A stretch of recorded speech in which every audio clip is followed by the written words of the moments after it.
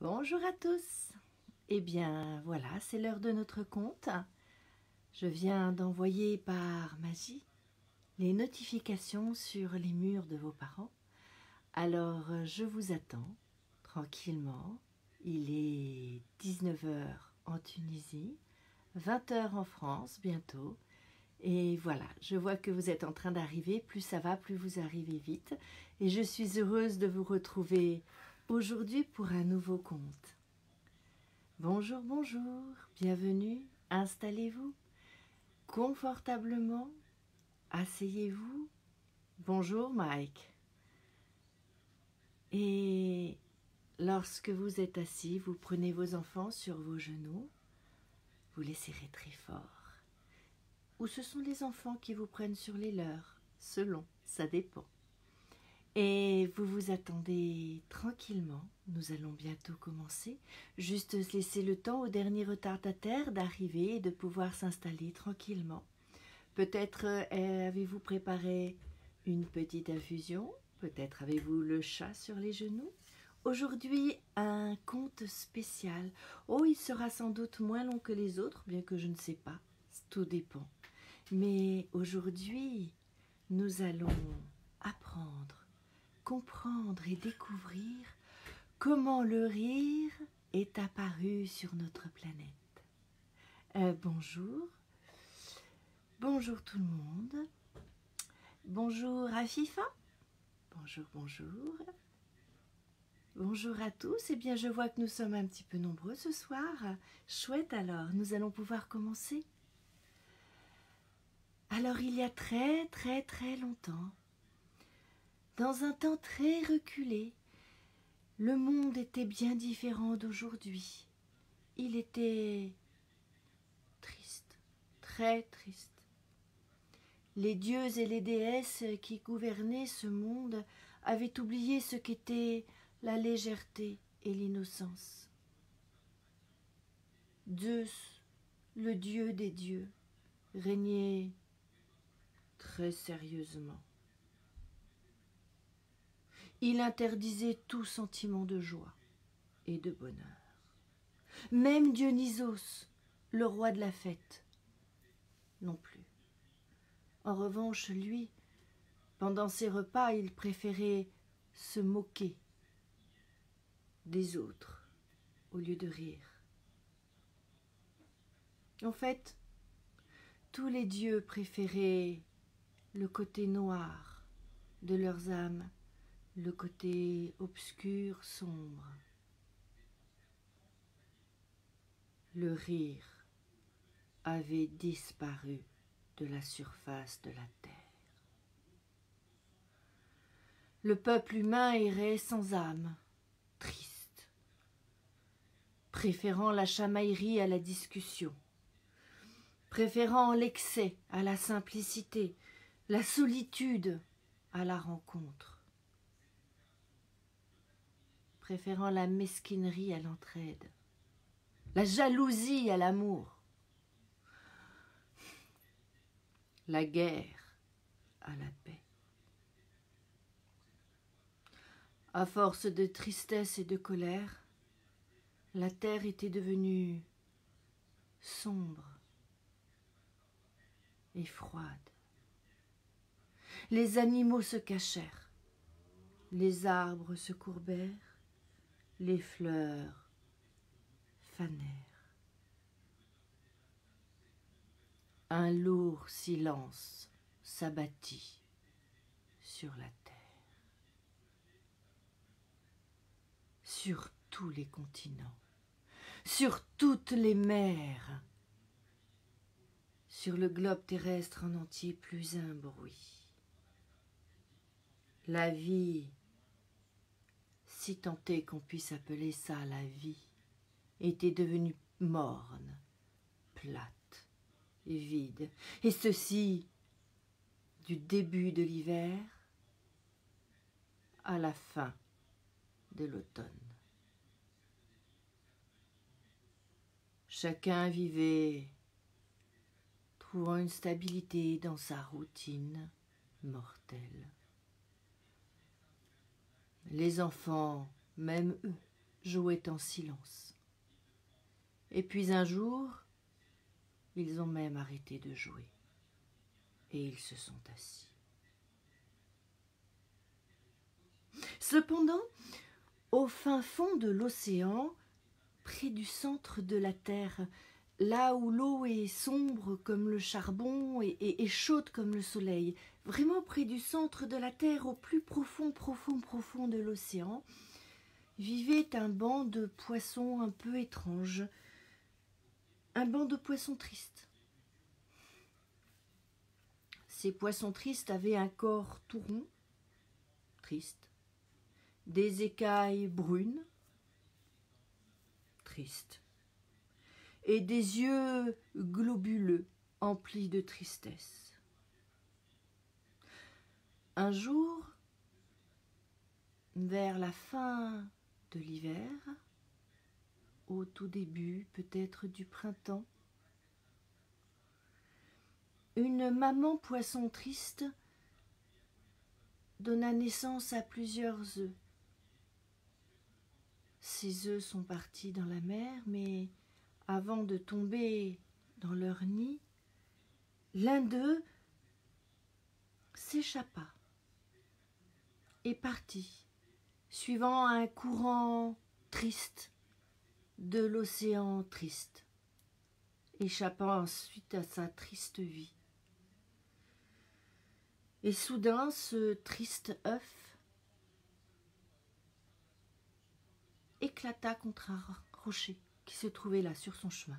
Pouf, il éclata, et donc libérant le poisson triste.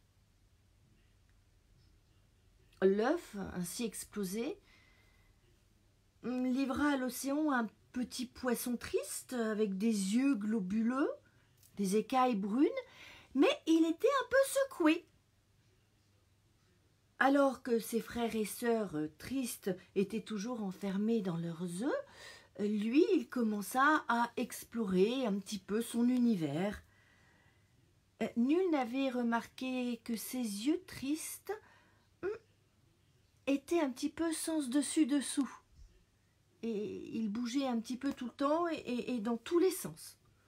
Ainsi, le petit poisson triste posait sur son univers un œil tout à fait différent. Il avait une vision de l'océan complètement différente et un petit peu chamboulée.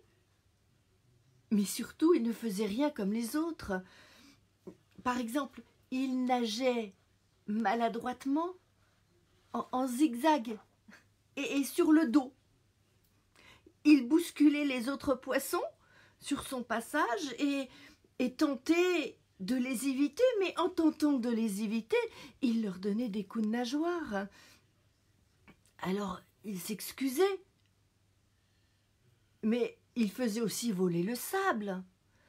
Il faisait virevolter le plancton, des tas de choses que l'on n'avait pas l'habitude de voir chez les poissons tristes. On pouvait même le trouver en train de parler à un rocher ou à un fossile. Et surtout, il bougeait tout le temps. Tout le temps, il nageait à droite, il nageait à gauche, il nageait en haut, il nageait en bas, dans un tourbillon de bulles de vie. Et c'est ainsi que devant les yeux tristes, médusés de tous les poissons tristes, soudain, empli d'une irrésistible envie, il ouvrit la bouche et un éclat de rire s'envola et se propagea dans tout l'océan. C'était un bruit éclatant, un bruit profond, un bruit de vie, un bruit de joie, comme s'il se libérait d'un très très long enfermement et qui dépassa l'univers du petit poisson pour se diffuser dans tout l'océan entier. Ce son merveilleux était inconnu des autres animaux. Mais il était tellement beau que tous l'entendirent, comme un son d'une douceur infinie, d'une mélodie envoûtante. un sentiment nouveau était né, et tous tentèrent à leur manière de le reproduire. Et l'océan s'emplit d'une clameur, d'un rire, d'un fou rire. C'était extraordinaire, tous ces animaux, les végétaux et les minéraux se mettèrent à rire. Se mirent à rire, n'importe quoi. L'étonnement que provoquait cette sensation toute nouvelle encouragea les animaux et les végétaux et les minéraux à se regarder aussi et à s'interpeller et à lier connaissance. Ainsi, l'océan, ressentant cette joie immense, en fit une vague de bonheur et la fit déferler sur tous les continents. Le son du rire provoqua instantanément des changements sur la terre. Elle reprit des couleurs. Et le soleil de la force, les animaux sortirent de leur cachette et se redécouvrirent. Et plus ils riaient, plus ils avaient envie de rire. Et plus ils se regardaient, plus ils avaient envie de se regarder. Et plus ils se regardaient, plus ils riaient. Et plus ils riaient, plus ils avaient envie de rire et de se regarder. Il y avait un mouvement extraordinaire. Les arbres se redressèrent. Les fleurs se rouvrirent. L'air s'emplit d'un rire et de babillage. Le monde fut pris d'un éternel fou rire qui ne diminuait pas. La parole fut rétablie et chacun n'avait qu'une envie, partager, reprendre contact avec l'autre. Ainsi vit-on, par exemple, un rocher parler à une autruche, un peuplier converser avec une orchidée, une mouche flirter avec un cormoran, et le sable rire avec l'océan, la pluie discuter avec l'ardoise. Que de sons magnifiques! Et enfin, le rire s'approcha des petits enfants. Ils étaient assis.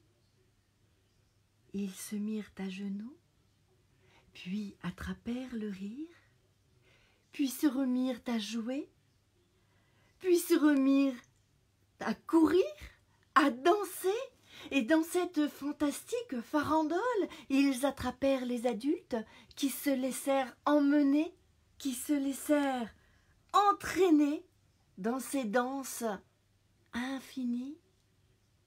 La vie revenait. Le rire emplit le monde de sa douce folie.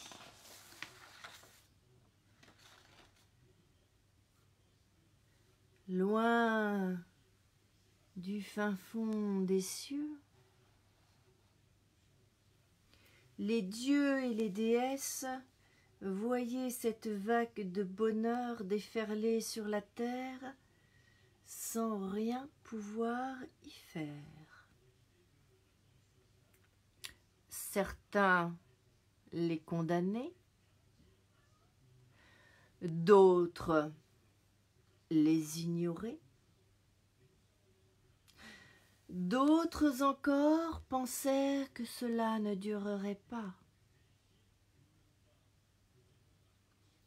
Zeus prit conscience du pouvoir d'un petit poisson secoué sur le monde, et Zeus prit le parti d'en rire.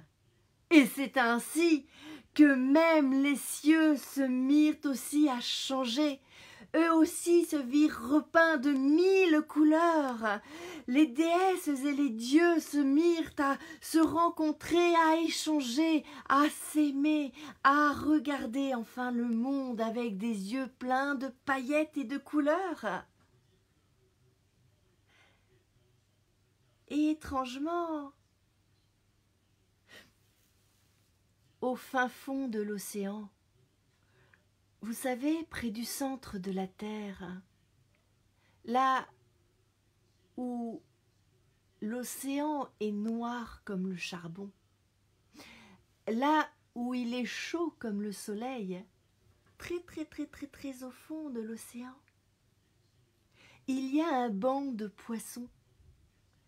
Ils ont un corps tout rond et ils ont des écailles brillantes et 2 yeux globuleux qui bougent dans tous les sens. Et chaque année, à la fin de l'hiver, au début du printemps, vers le mois d'avril, les mamans poissons, une fois qu'elles pondent leurs œufs, au lieu de les laisser tomber dans leur nid, eh bien, d'un coup sec de nageoires, elles les envoient s'éclater sur un rocher. Et voilà, voici le conte qui vous explique comment le rire est né sur la terre. Alors, comme ce conte est très court, et que je sais que j'ai beaucoup d'amis qui ne sont pas français et qui ne parlent pas le français, bientôt, je vais pouvoir avoir le même conte en anglais pour ceux que ça intéresse.